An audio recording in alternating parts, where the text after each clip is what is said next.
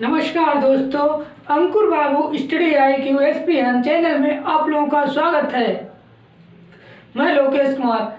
आज मध्यकालीन भारत के इतिहास में नई श्रृंखला की तरफ चलते हैं, जिसको पढ़ना है मुझे आज दिल्ली सल्तनत। दिल्ली सल्तनत में गुलाम वंश, और गुलाम वंश के अंदर एक शासक हमने पढ़ लिया था जिनका नाम था कुतुबुद्दीन ऐबक। और कुतुबुद्दीन ऐबक के बाद में अब हम चलते हैं आराम शाह की तरफ, और आराम शाह के बाद में हम पढ़ेंगे इल्तुतमिश। जो आराम शाह था, इल्तुतमिश के बाद में कुतुबुद्दीन ऐबक के बाद में राज जो सत्ता होती है उसको संभालता है आराम शाह। आराम शाह कौन था, इसके बारे में हम चर्चा करते हैं।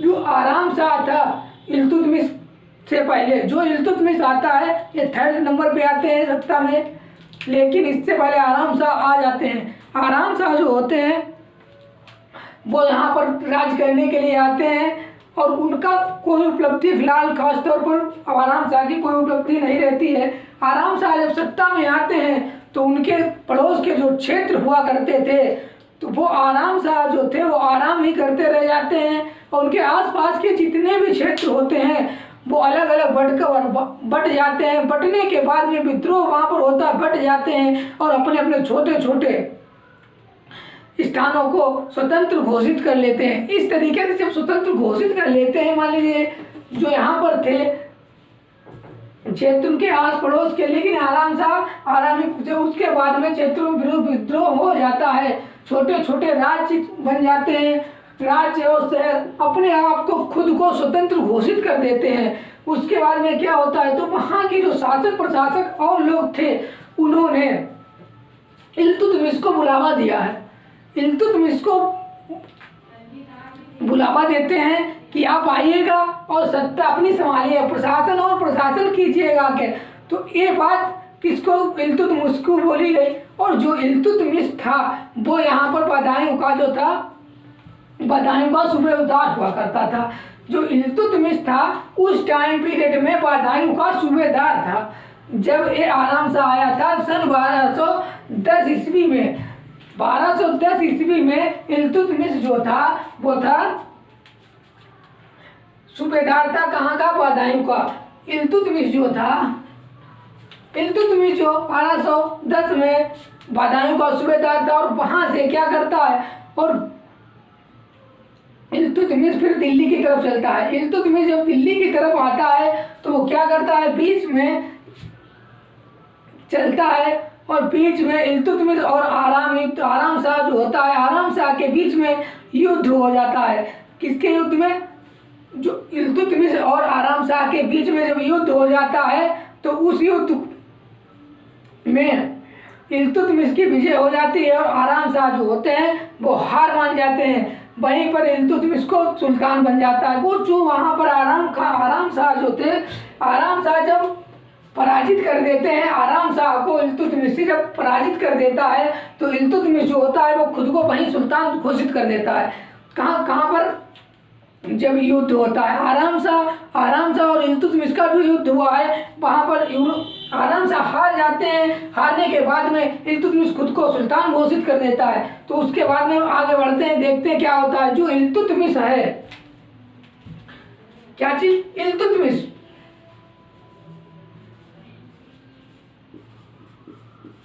इल्तुतमिश का अर्थ होता है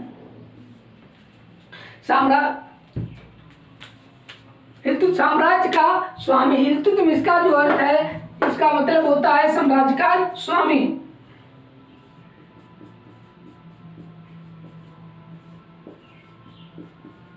साम्राज्य का स्वामी। इसकी 2 उपलब्धियां रही हैं। पहली उपलब्धि क्या रही है, पहली उपलब्धि रही है ईश्वर की भूमि का रक्षक था। ये कौन था, ईश्वर की भूमि का रक्षक।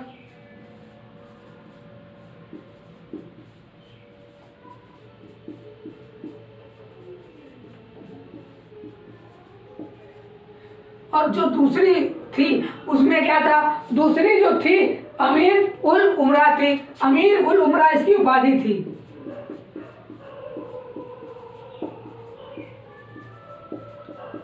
आप लोग इसको नोट डाउन करते रहिएगा।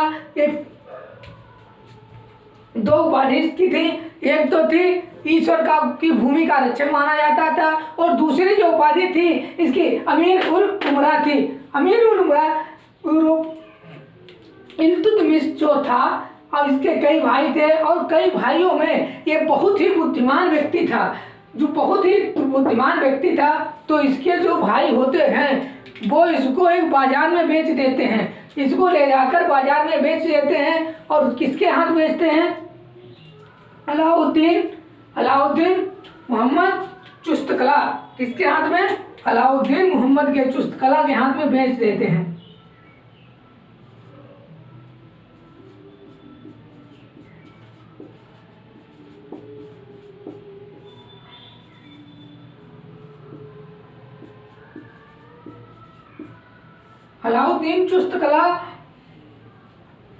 अलाउद्दीन मोहम्मद चुस्तकला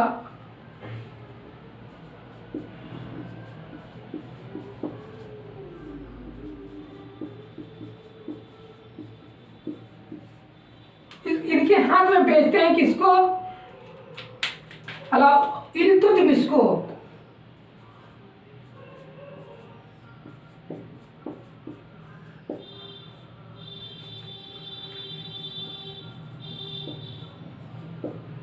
खरीदा। इसके कि कौन?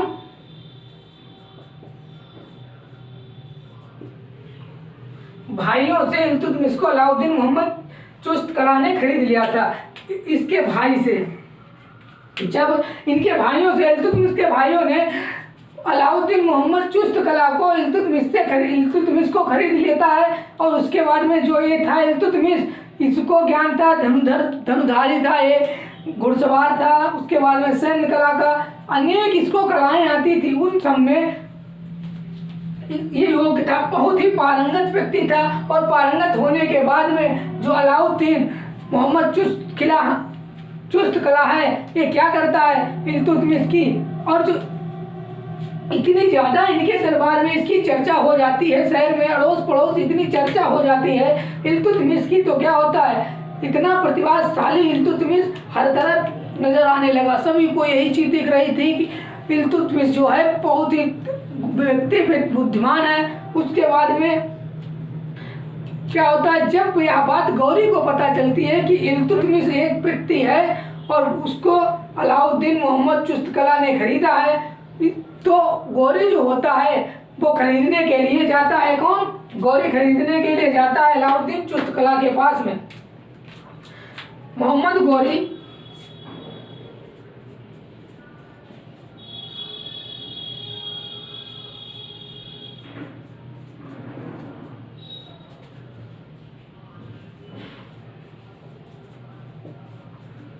खरीदने के लिए किसके पास जाएगा? अलाउद्दीन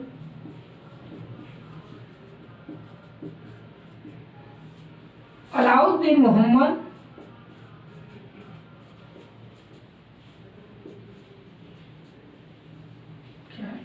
चुस्तकला।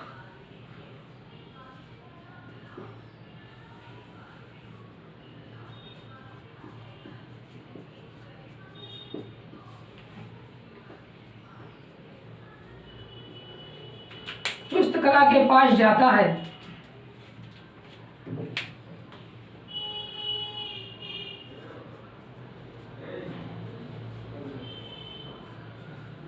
जब चुस्तकला के पास गौरी जाता है इल्तुतमिश को खरीदने के लिए, तो फिर क्या होता है, जो चुस्तकला होते हैं लेकिन वो गौरी को मना कर देते हैं। चुस्तकला जो होते हैं अलाउद्दीन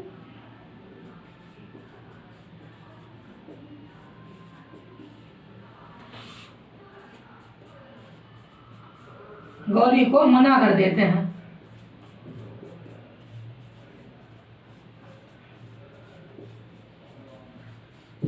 जब यहाँ पर गौरी को मना कर देता है अलाउद्दीन चुस्तकला,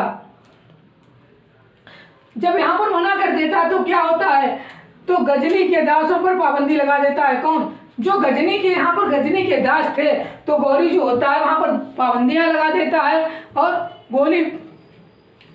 गौरी को प्राप्त कर लेता है। यहाँ पर जो गौरी से एवं गौरी जो होता है गौरी वो ऐबक को बाद में प्राप्त कर लेता है जब गजनी में दासों पर पाबंदी लगा देता है। उसके बाद में जो होता है गौरी मोहम्मद गौरी इल्तुतमिश को प्राप्त कर लेता है। अलाउद्दीन मोहम्मद चुस्त कला से ले लेता है। ऐबक जो होता है अनिलवाड़ गुजरात, यहाँ पर देखिएगा अनिलवाड़ यहाँ पर है।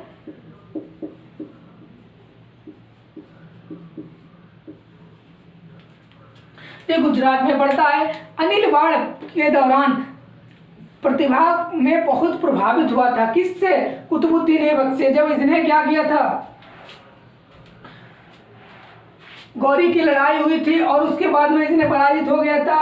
उस टाइम पीरियड में क्या हुआ था, बहुत ही प्रभावित हुआ और ऐबक को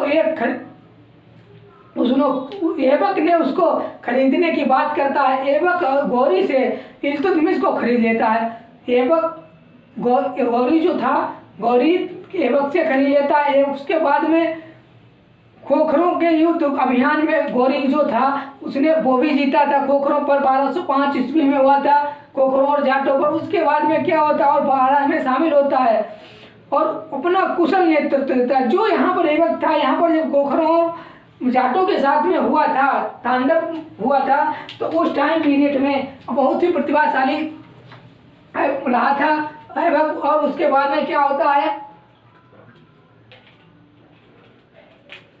बहुत ही प्रतिभाशाली रहने के बाद में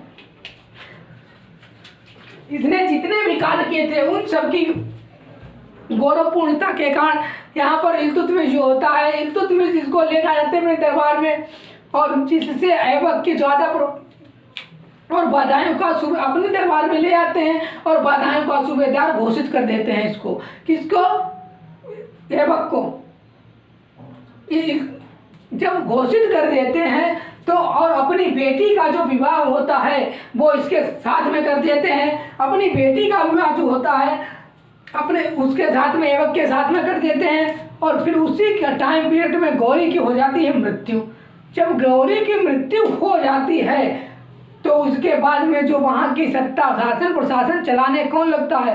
जब गौरी मर जाता है तो उस टाइम पीरियड में क्या हुआ था, 3 इनके दास थे। 3 दासों को मैं ठीक बता रहा हूं आपको, आप इसको नोट डाउन करते रहिएगा साथ में।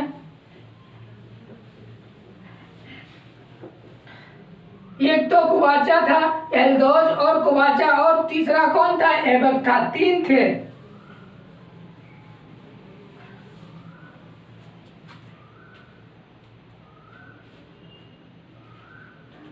जब यहाँ पर ऐबक की मृत्यु हो जाती है, गौरी की मृत्यु हो जाती है तो उसके बाद में क्या होता है, जब गौरी की मृत्यु हो जाती है तो वहाँ का जो बदायूं का जो होता है, ऐबक की मृत्यु हो जाती है।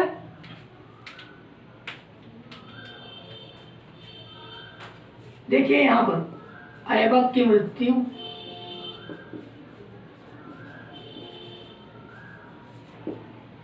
और यहाँ पर बदायूं का सूबेदार।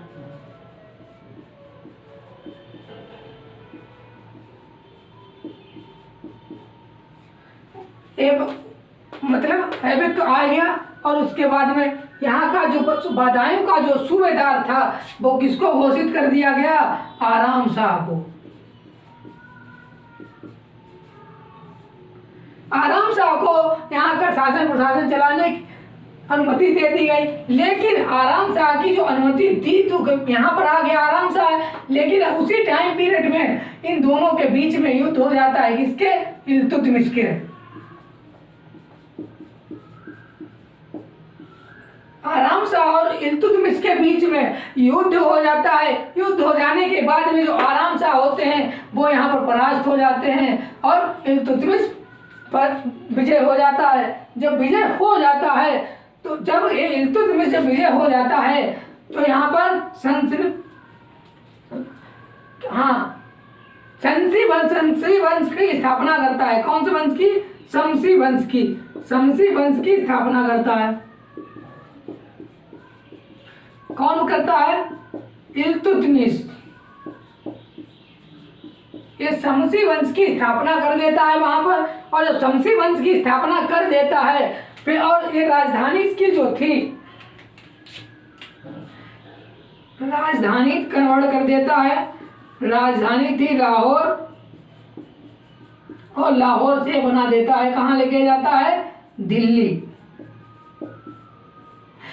इसकी राजधानी जो थी वो लाहौर थी, और लाहौर से उठाकर इसने, जैसे ही इल्तुतमिश सत्ता में आता है और वो राजधानी शमसी वंश की एक स्थापना करता है, और स्थापना करने के बाद में जो इसकी राजधानी हुआ करती थी लाहौर, और लाहौर से वो दिल्ली पहुंचा देता है। यहाँ पर इसकी मतलब राजधानी इसने जो थी वो दिल्ली बना दी थी। जब दिल्ली बना देता है और उसके बाद में क्या होता है, इसने एक पद की स्वीकृति की थी। इसको एक पद की, खलीफा बगदाद जो होते थे अब्बासी खलीफा, उनके द्वारा एक उपाधि, एक पद की स्वीकृति की थी। उसको क्या बोलते हैं, इस पद।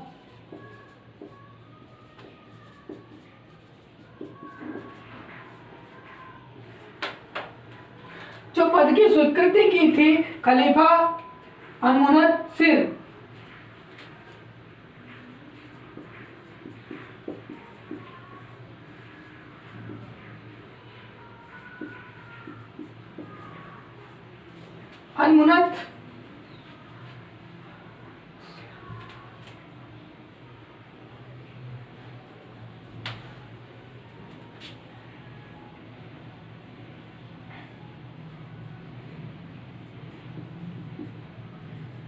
अल-मुनसिर विल्लाह,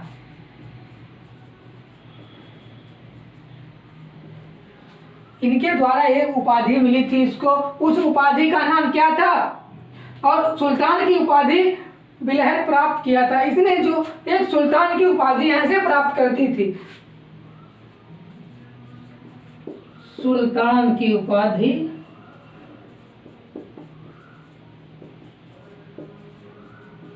बिलहत प्राप्त की थी। किससे, खलीफा जो होते थे, खलीफा वाइस खलीफाओं के अकॉर्डिंग इसने प्राप्त की थी। और उसके बाद में जो खिलहत होता है, ये जो खिलहत मैंने लिखा है, खिलहत का अर्थ क्या होता है, मतलब कि ये होता है कि जो तीर होते हैं, कमान होते हैं, तीर कमान, अस्त्र का नाम हस्त्र हो गए, शस्त्र हो गए, सैन्य हो गया, जैसे इनका सभी चीज़ों का ज्ञान बहुत ही अपरंपार समझो था, बहुत ही ज़्यादा था। और उसके बाद लेकिन जब यह शासक 2010 में बन जाता है, कौन, इल्तुतमिश, जब शासक बन जाता है तो क्या होता है, तो शासक बनने के बाद की इसकी जो चुनौतियां थी वो क्या थी, अपरंपार थी।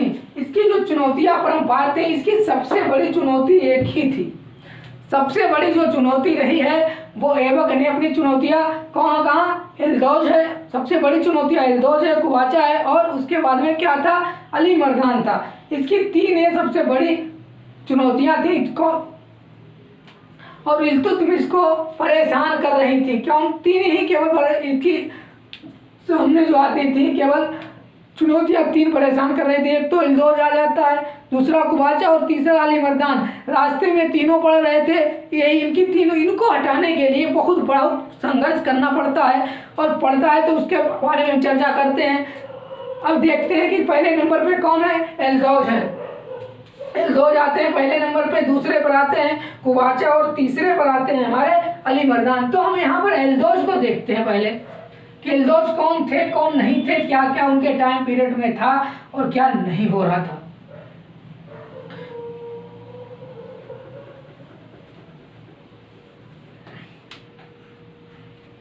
किसको देखते हैं, एलदौज को।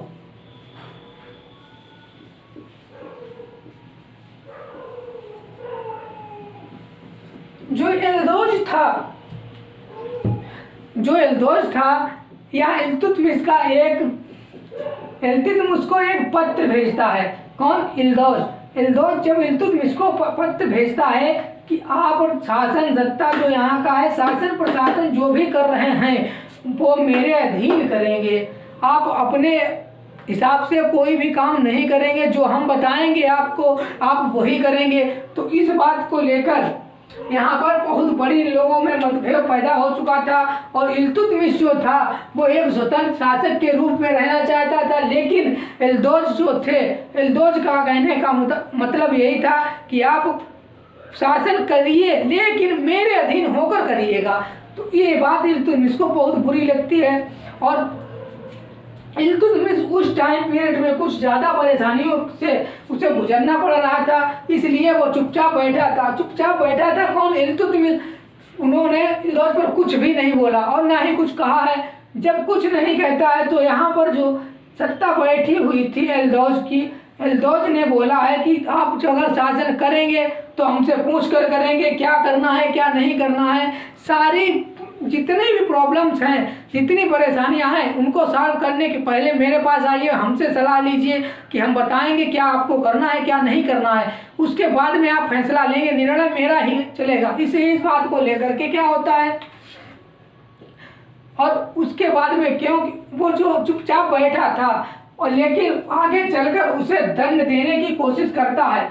जब आगे चल करके उसे दंड देने की कोशिश तो करता है, लेकिन क्या होता है कि लाहौर और उसके आसपास के क्षेत्रों पर वो कब्जा भी कर लेता है। यहाँ पे लाहौर के अड़ोस पड़ोस के क्षेत्र होते हैं, इन पर कब्जा कर लेता है और कब्जा करने के बाद में क्या होता है 1215 से 16 ईस्वी में जो कि दिल्ली में यहाँ पर इसने कब्जा कर लिया था। तो इसकी दिल्ली यहाँ पर जब लाहौर है, लाहौर के अड़ोस पड़ोस के जो क्षेत्र थे यहाँ पर इसने जब कब्जा कर लिया है तो क्या होता है, तो दिल्ली की जो शत्रुता थी और हावी हो सकती है। मतलब यहाँ तक इसने कब्जा कर लिया तो डर गया था, तो इधर के जो व्यक्ति थे वो डर गए थे और उस एल्दोज डर गया कि दिल्ली की सत्ता आ रही है और हम पर हावी हो जाएगी। तो क्या होता है 1215 में 15 से 16 में 1215 से 16 में तराइन का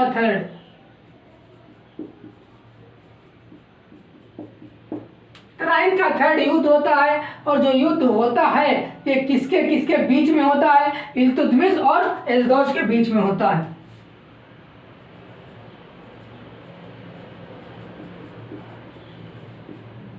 इल्तुतमिश और एल्दोज के बीच में होता है।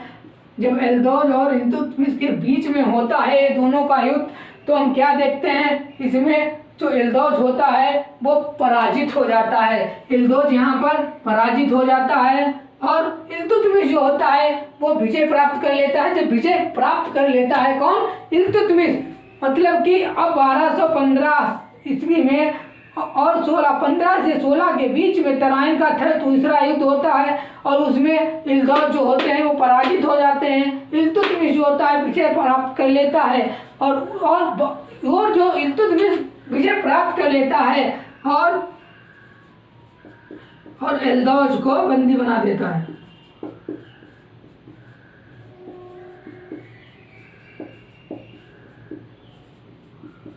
बंदी बना लेता है। जब एल्दोज को बंदी बना लेता है तो वहां पे क्या होता फिर है और बाद में इसे मार भी देता है। बाद में इसको क्या करता है? मार देता है। कुछ दिनों तो बंदी बनाए रखता है और बाद में मार देता है, जान से ही मार देता है। जब मार देता है तो उसके बाद में जो एल्दोज देखिएगा यहाँ पर फिनिश हो चुके हैं। एल्दोज को इसने लगा दिया जगह पर और जगह पर लगाने के बाद में अब हमारे आते हैं सेकंड में। पहले हमारे एल्दोज थे, अब आएंगे हमारे कुबाचा जी। कुबाचा को देख लेते हैं।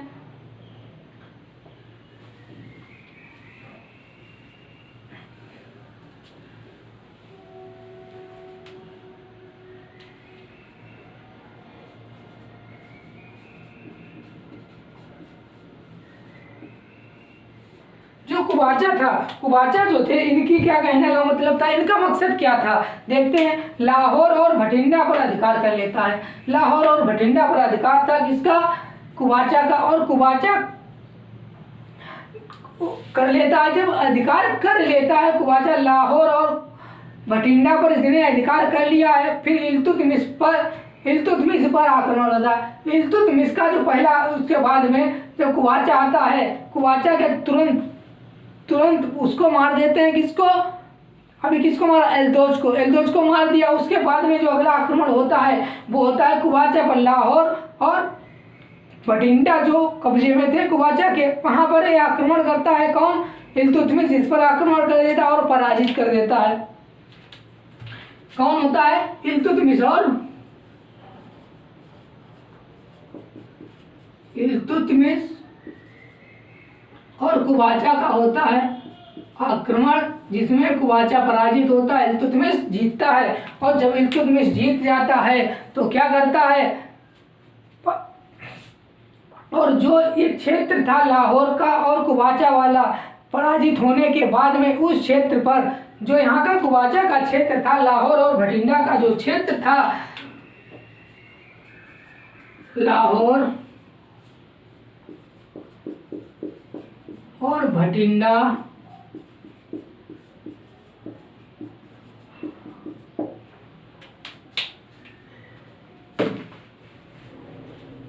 बठिंडा के क्षेत्र पर जो इसका क्षेत्र पड़ता था, वहां पर नासिरुद्दीन को शासक बना देता है। किसको बनाता है?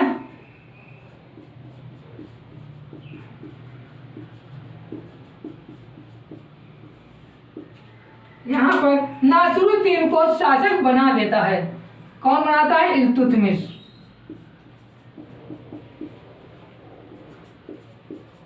जब शासक बना देता है तो उसी काल में देखते हैं क्या होता है। उसी टाइम सब पीरियड में जब इसको शासक बना दिया जाता है, लेकिन उस समय मंगोलों का आक्रमण था। जो वहां पर थे, मंगोलों का भी आक्रमण चल रहा था।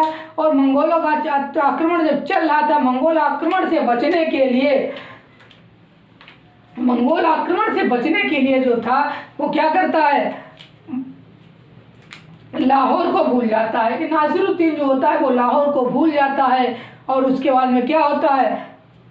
लाहौर को भूल जाता है और कुवाचा पर अधिकार करना चाहता है। लेकिन क्या होता है? जब नहीं यहाँ पर उसके समझ में कुछ आता है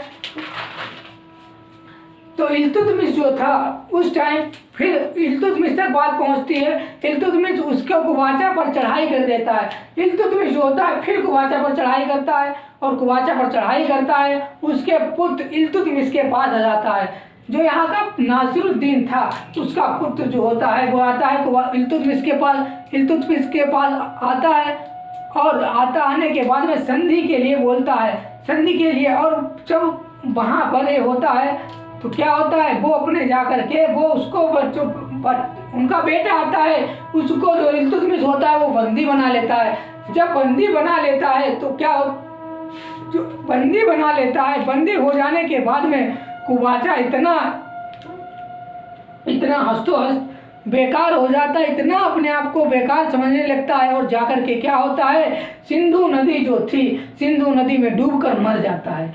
जब कब मरता है पूछा जाएगा कुछ कुवाचा की, कब मरा था, कैसे मरा था, क्या उसके कारण रहते हैं, तो इसके मतलब कि कुवाचा जो था वो उसके क्षेत्र पर कब्जा हो गया था, बठिंडा और लाहौर पर। और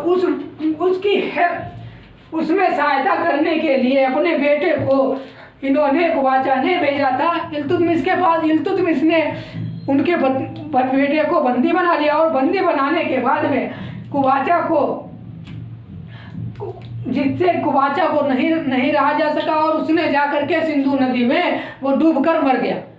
यहाँ पर कुवाचा भी देखिए, कुवाचा का भी अंत हो जाता है। और कुवाचा का अंत हो जाने के बाद में अब हम जाते हैं अली मर्दान पे, कि अली मर्दान ने क्या किया था, उनकी क्या उपलब्धि रहती है। यहाँ पर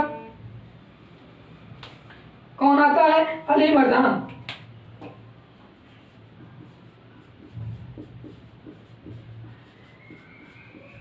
अब आते हैं हमारे तरफ अली मर्दान। अली मर्दान जो थे, इनके बारे में हम बात करते हैं कि अली मर्दान क्या थे, क्या नहीं थे।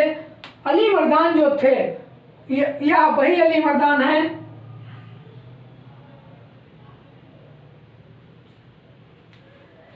ये वही अली मर्दान है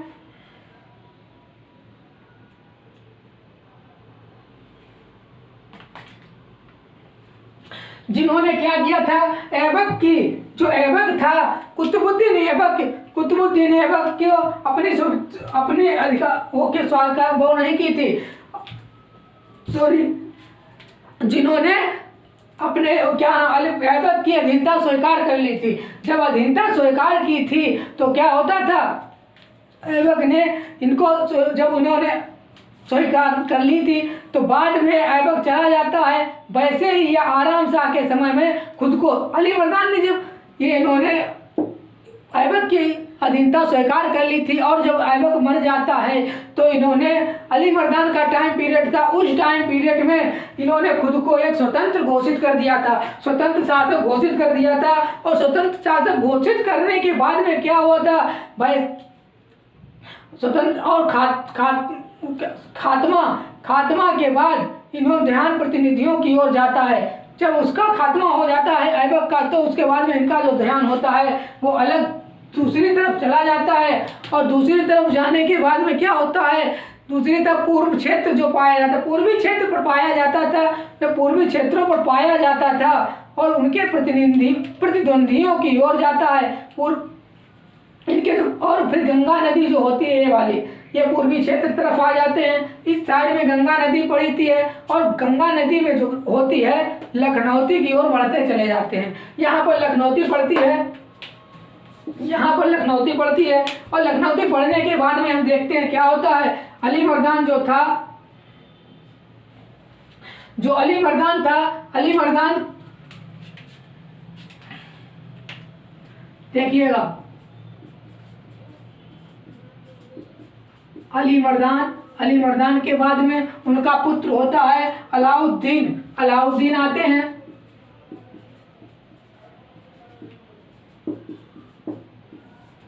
अली मर्दान का पुत्र होता है अलाउद्दीन जो होता है इसकी उपाधि होती है, उपाधि धारण करता है और उपाधि धारण करने के बाद में ये बंगाल का कौन होता है, शासक भी होता है।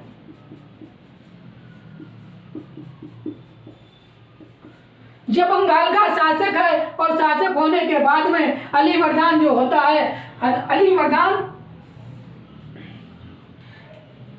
मर्दान की जो हत्या होती है, हत्या कर देता है हेमासुद्दीन होता है, हेमासुद्दीन इनकी हत्या कर देता है और शासक बन जाता है।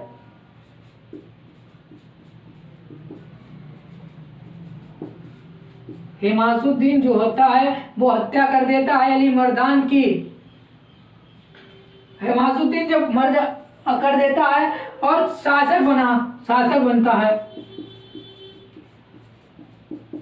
और इसने जो थी वो उपाधि कौन सी धारण की थी, इसकी जो उपाधि थी वो थी गयासुद्दीन।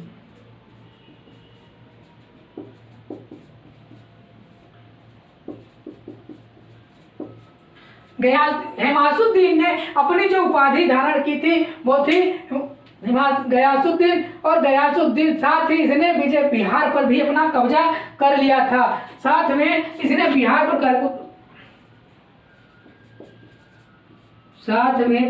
कब्जा कर लिया था।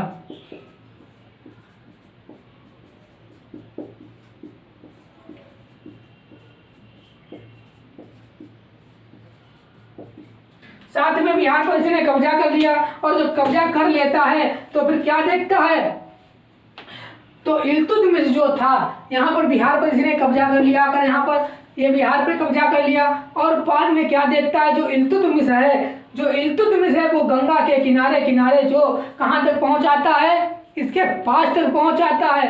जब इसके पास तक पहुँचाता है कौन, इल्तुतमिश, जब इसके पास पहुँचाता है तो और जो हेमासुद्दीन होता है ये अपने को अधीन कर देता है, अपने को गयासुद्दीन के अधीन कर देता है। और जो इल्तुतमिश बिहार क्षेत्र पर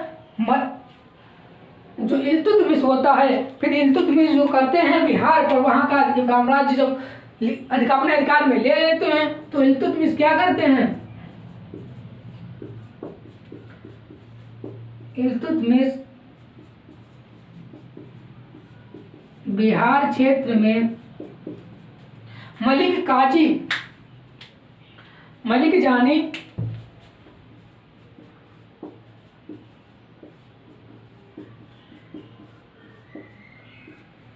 एक मलिक जानी था, मलिक जानी को वहाँ का सूबेदार नियुक्त कर देते हैं। मलिक जानी को बिहार का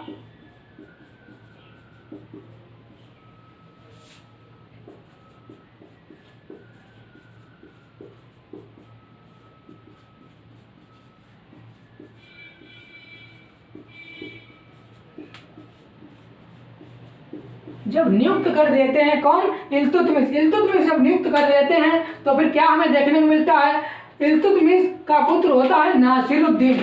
कौन होता है, नासिरुद्दीन। इल्तुतमिश का पुत्र जो होता है वो होता है नासिरुद्दीन।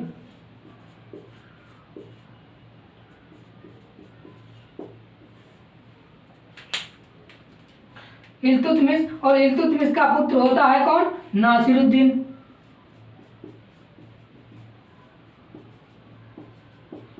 और जो नासिरुद्दीन होता है ये क्या करता है, ये जो होता है ये लखनौती पर हमला कर देता है और लखनौती पर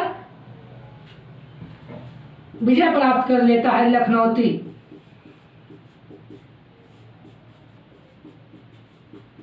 हमला और विजय।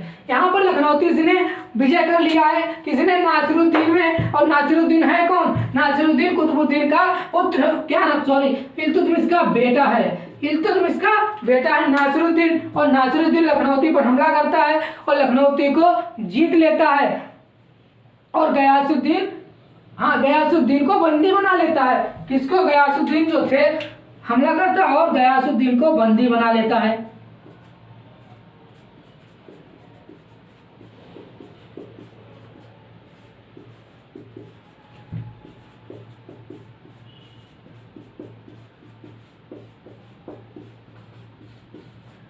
जब गयासुद्दीन को बंदी भी बना लेता है तो आगे क्या होता,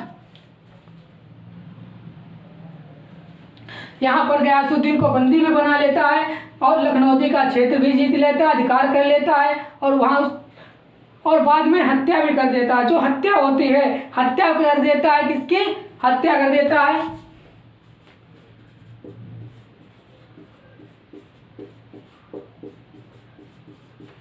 हत्या कर देता है। 2 साल के बाद में, 2 साल की ड्यूरेशन के अंदर जो नासिरुद्दीन थे, नासिरुद्दीन भी टपक जाते हैं। नासिरुद्दीन मर जाते हैं और मरने के बाद में फिर कौन आता है, अली मर्दान का बेटा आता है, क्या नाम, अलाउद्दीन। जब नासिरुद्दीन खत्म हो जाते हैं, मतलब इनकी मृत्यु हो जाती है नासिरुद्दीन की मृत्यु के बाद में यहाँ पर आते हैं अलाउद्दीन खिलजी। अलाउद्दीन जानी, नासिरुद्दीन की जो मृत्यु हो जाती है,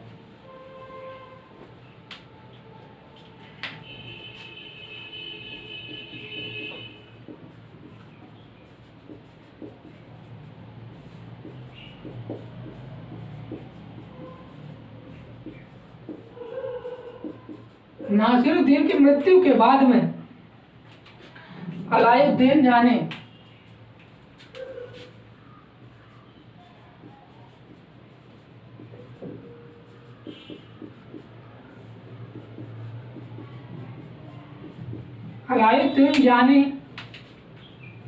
बंगाल का सूबेदार बना दिया जाता है।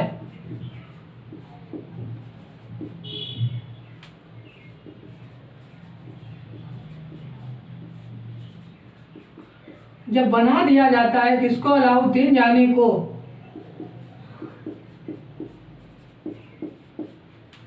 इसके बाद में हम देखते हैं जब इनको बना दिया जाता है तो बंगाल किसने बनाया था। अगर पूछा जाए क्वेश्चन कि किसने बनाया था तो बोला जाएगा कि इल्तुतमिश ने अलाउद्दीन जानी को नासिरुद्दीन की मृत्यु के बाद में बंगाल का सूबेदार घोषित किया था या बनाया था।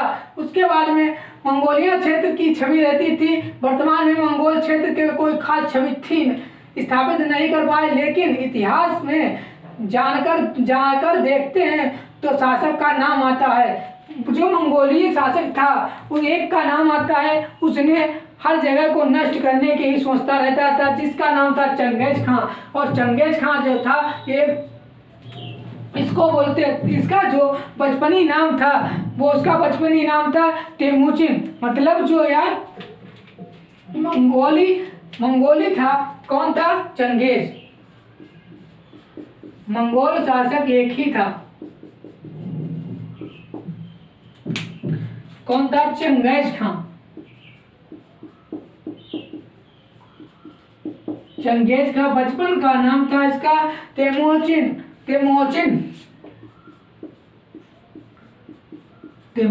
बचपन का नाम है इसके।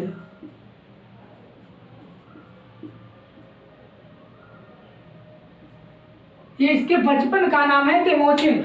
ये जो था इसने रसिया के क्षेत्र को,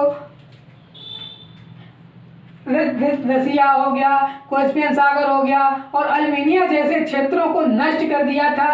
और 1205 में ख्वारिज़म शाह और गोरी का युद्ध होता है, लेकिन ख्वारिज़म शाह चंगेज शाह के सामने नजर नहीं आता है। किसका होता है? ख्वारिज़म शाह और गोरी का 1205 में। ख्वारिज़म और गौरी का जो युद्ध हुआ है उसमें कौन जीतता है? गौरी हारता है और ख्वारिज़म जीत जाते हैं।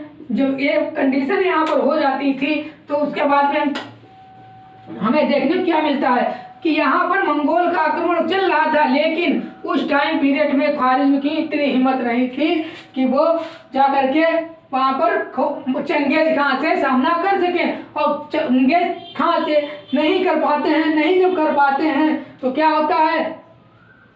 कैस्पियन सागर की ओर चला जाता है। कौन? ख्वारिज़म जो था फिर कैस्पियन सागर की तो ओर इधर चला जाता है, इस साइड में जब चला जाता है कैस्पियन सागर की तरफ में ख्वारिज़म, और उस साइड में जो इनका पुत्र होता है किसका? जियाउद्दीन मकबरनी भारत की ओर जाता है। मतलब ख्वारिज़म शाह का पुत्र जियाउद्दीन मकबरनी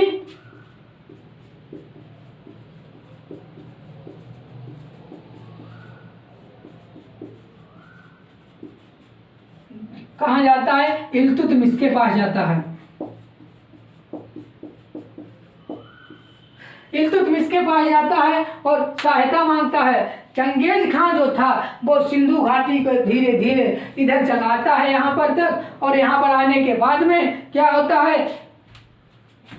और फिर पीछे इसका पीछा करते हुए आता है, सिंधु नदी तक पहुँचता है और पहुँचने के बाद में चंगेज खान की सीमित रह जाता है। कहाँ तक? केवल सिंधु नदी तक आने के बाद में फिर क्या करता है? चंगेज खान सीमित रह जाता है और भारत पर आक्रमण नहीं कर पाता है। और जब नहीं कर पाता है, खास तौर पर इल्तुतमिश मंगोलों से विजय प्राप्त कर लेता है। जो इल्तुतमिश था, जब इल्तुतमिश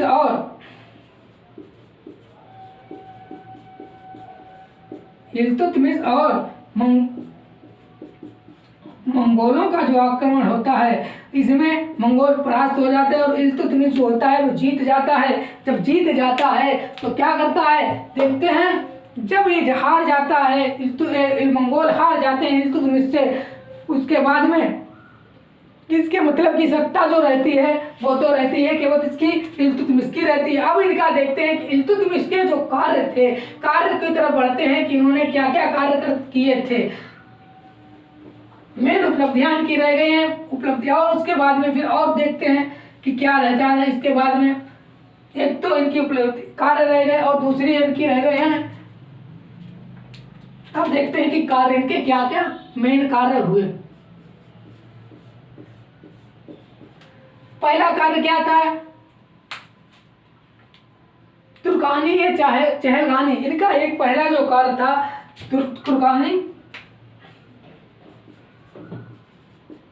तुर्कानी चहलगानी।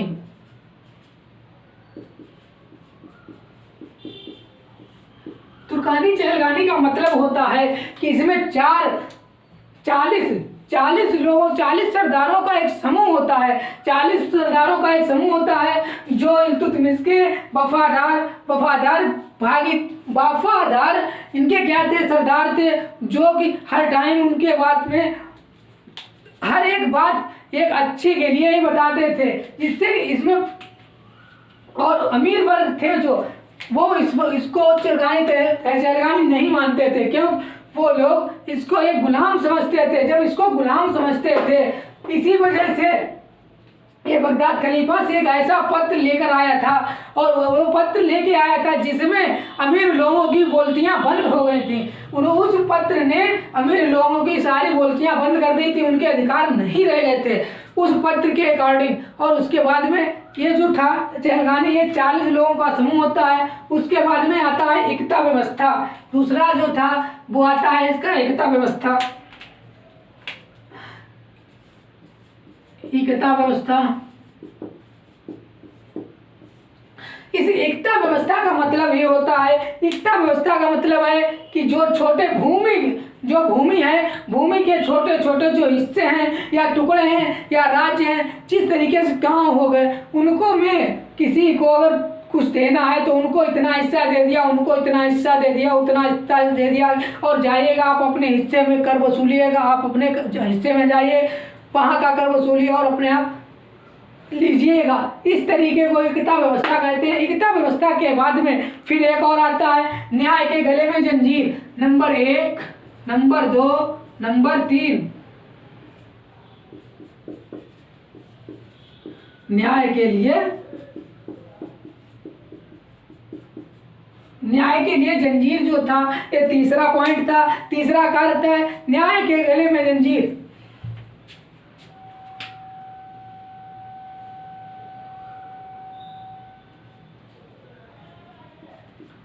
न्याय के गले में जंजीर, या इल्तुतमिश ने न्याय के गले में जंजीर का मतलब है कि न्याय के लिए जो भी दरबार में आता, इल्तुतमिश के दरबार में जो कोई भी आता था, उसके जो दरबार था उसके गेट पर 2 सिंह रखे हुए थे, तो शेरों को, और वो शेरों को गले में उसने घंटी डाल रखी थी जंजीर, और जो कोई भी न्याय की मांग करने के लिए आता था तो वो उस जंजीर को बजा देता था और घंटी बज जाती तो उसको न्याय दिया जाता था। कहने का मतलब यही है। और उसके बाद में नगरों में इसमें अमीर एदाद,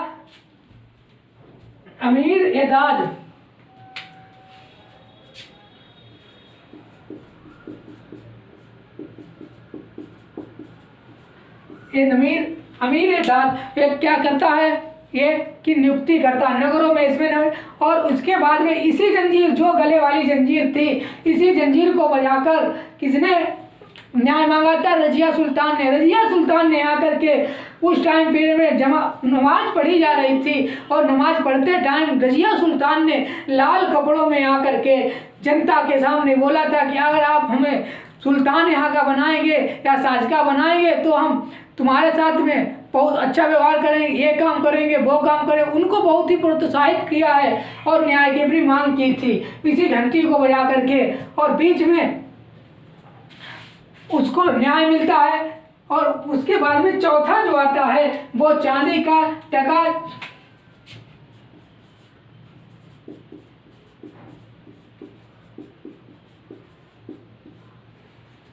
चांदी का टका हो गया।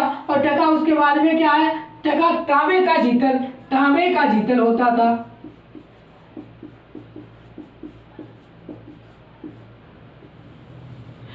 चांदी का टका और तांबे का जो जीतल होता था, इसमें क्या देखने को मिलता है, सिक्के चलाए थे इसने, कुछ तो तांबे के थे, कुछ जीतल के थे। जब सिक्के चलाए थे और उसके बाद में इन्होंने क्या किया, कुतुब मीनार का निर्माण भी करवाया।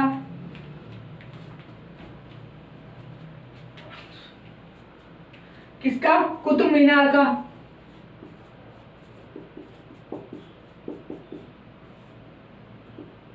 कुतुब मीनार निर्माण हो गया, मतलब कि जो फर्स्ट केवल एक मीनार बनवाई थी किसने, क्या नाम उसका, कुतुबुद्दीन ऐबक ने। कुतुबुद्दीन ऐबक मर जाने के बाद में फिर उसके बाद में कुतुब मीनार बनवाई है। और उसके बाद में फिर आ गया सुल्तानगढ़ी। नंबर 3 बदायूं का जामा मस्जिद।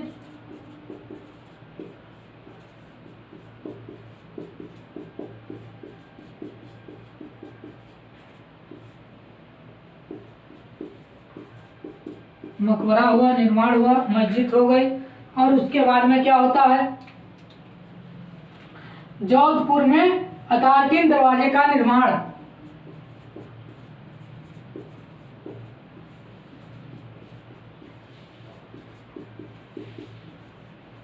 अतार्किन का निर्माण, अतार्किन का निर्माण भी करवा देता है। और उसके बाद में हम देखते हैं क्या होता है। और दिल्ली में मदरसे, दिल्ली में क्या खोलता है, दिल्ली में मदरसे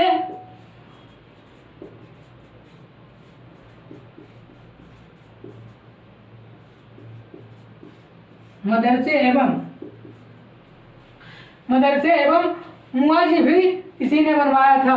मुआज भी इसी ने बनवाया था।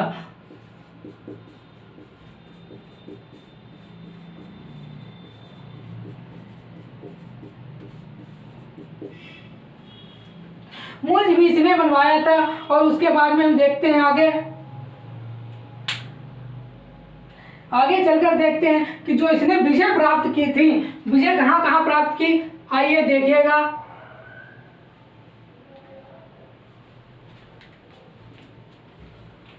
जो इसकी विजय रही है वो रणथंभौर की रही है 1206 ईस्वी में, और वीर नारायण को पराजित किया था 1206 में रणथंभौर।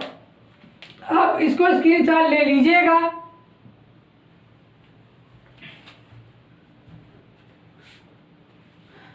ये तो कार्य इनके हो गए। और कार्य के बाद में अब देखते हैं कि विजय कहाँ कहाँ पर प्राप्त की है। और विजय के बाद में फिर देखते हैं कि शासन सत्ता में कौन आता है, कौन नहीं आता है।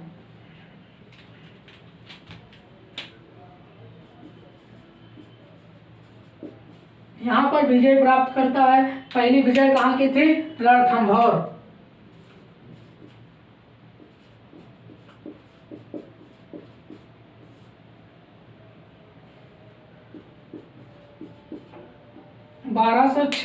बारह सौ में 6 में जो हुई थी, वीर नारायण को पराजित किया था। किसको,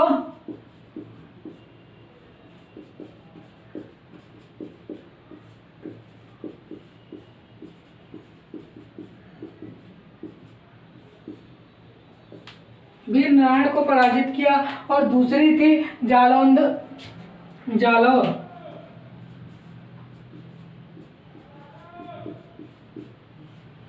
जालौर अजमेर अभियान।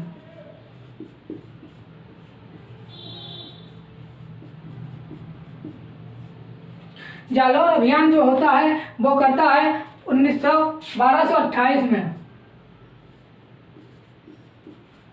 और जो तीसरे में हम कहाँ आते हैं, ग्वालियर कलिंजर।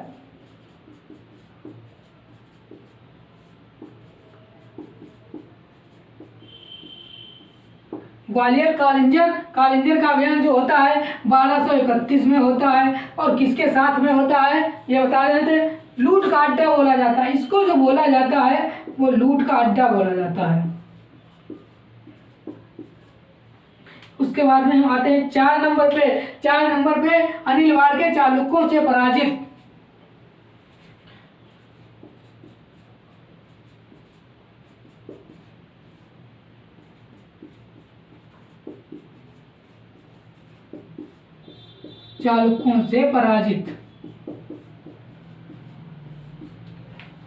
और पांचवा कहाँ था, मालवा पर इसने अधिकार किया था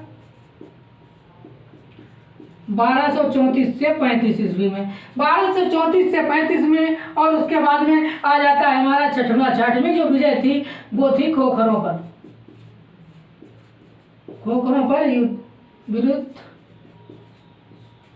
खोखरों के विरुद्ध अभियान किया था।